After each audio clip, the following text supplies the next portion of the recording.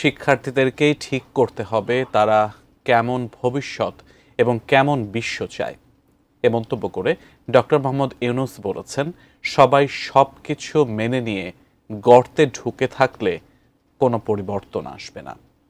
চট্টগ্রাম বিশ্ববিদ্যালয়ের পঞ্চম সমাবর্তনে বিশ্ববরেণ্য এই অর্থনীতিবিদ ব্যবসা কেন্দ্রিক এই সভ্যতা টিকবে না মন্তব্য করে নতুন পৃথিবী গড়ার আহ্বান জানান। সহকর্মী আবুল কালাম আজাদের রিপোর্ট দেখুন, ছবি তুলেছেন তারিফ মল্লিক।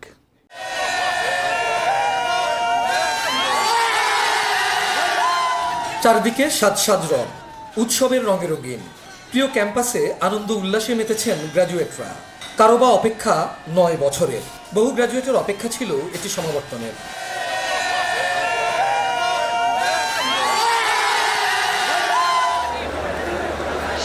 অবশেষে সেই মাহেন্দ্র খন, বাড়তি পাওয়া সরকার প্রধান নোবেলজয়ী অধ্যাপক ডক্টর মোহাম্মদ ইউনূস।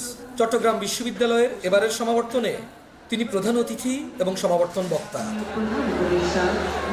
গ্র্যাজুয়েট ও বিশ্ববিদ্যালয় পরিবারকে কাছে পেয়ে আবেগ আপ্লুত ডক্টর ইউনূস। কারণ এটি যে তারও বিশ্ববিদ্যালয়, এখানেই দীর্ঘদিন অধ্যাপনা করেন তিনি। স্বাস্থ্যকর অল টাইম ফ্যামিলি কেক, সব সময় অল টাইম হেলদি লাইফ। আমার ব্যক্তিগত আনন্দ আজকে অন্য বিষয়। তোমাদের সঙ্গে দেখা করা সেটা অবশ্যই ভীষণ আনন্দের ব্যাপার। এই ক্যাম্পাসে ফিরে আসা বহু বছর পরে, সেটা একটা ভীষণ আনন্দের ব্যাপার।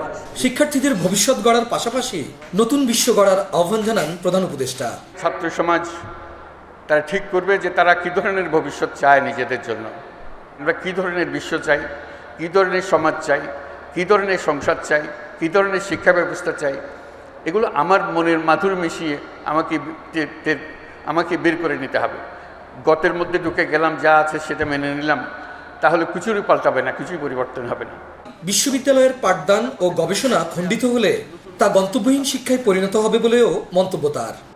এই বিশ্ববিদ্যালয় যেন সবসময় এটা স্মরণ রেখে তার পাঠদান কর্মসূচি, তার গবেষণা কর্মসূচি শিক্ষকদের এবং ছাত্রদের জন্য যে চালু রাখে, যে আমরা শুধু খণ্ডিত বিষয়ে গবেষণা করার জন্য নিয়োজিত নই।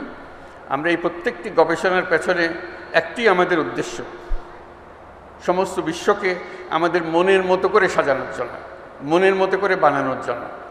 আমাদের যদি সেই লক্ষ্য না থাকে, তাহলে এগুলো গন্তব্যবিহীন গবেষণা, গন্তব্যবিহীন শিক্ষাতে পরিণত হবে।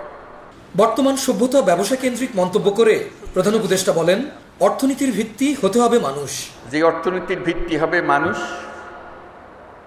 যে অর্থনীতির ভিত্তি হবে তার ভবিষ্যৎ পরিকল্পনা, ভবিষ্যৎ চিন্তাধারা, কীভাবে সে নিজেকে আবিষ্কার করবে, আবিষ্কার করার প্রবণতা।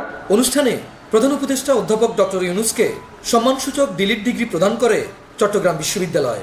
সনদ প্রদান করা হয় প্রায় 22,500 শিক্ষার্থীকে।